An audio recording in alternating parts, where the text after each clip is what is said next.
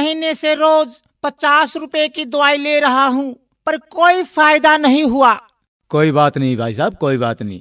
कल से मैं तुम्हें 40 रुपए की दवाई दूंगा, 10 रुपए का फायदा होगा।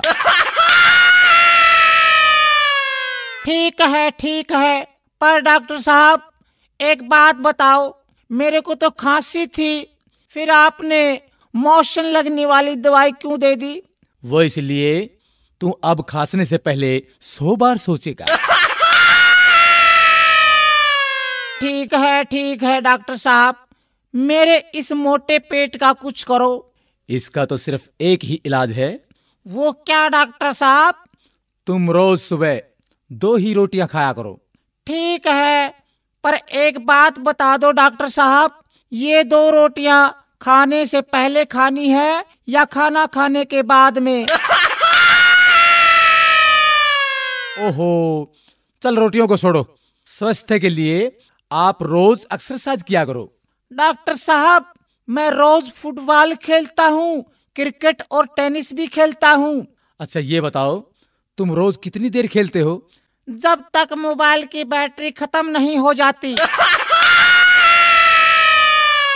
ओहो, बड़े मूर्ख हो यार, तुम तो पागल हो गए हो। कैसे हुए? मैंने एक विधवा से शादी की, उसकी जवान बेटी से मेरे बाप ने शादी की, तो मेरी वो बेटी मेरी माँ बन गई।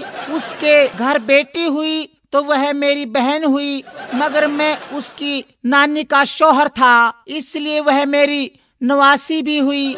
इसी तरह मेरा बेटा अपनी दादी का भाई बन गया, और मैं अपने बेटे का भांजा, और मेरा बाप मेरा दामाद बन गया, और मेरा बेटा अपने दादा का साला बन गया।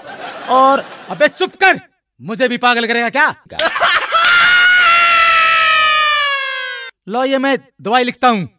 डॉक्टर साहब दवाई जरूर लिखो, लेकिन कड़वी मत लिखना। अरे चुप कर बैठ।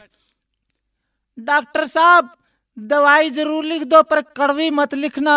रमत तेरी खातिर 1 किलो जलेबी लिख दूं? बैठ जा, ज्यादा मत बोल।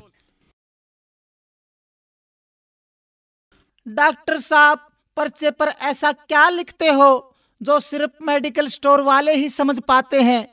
मैं लिखता हूँ, मन्ना तो लूट लिया और तू भी लूट ले।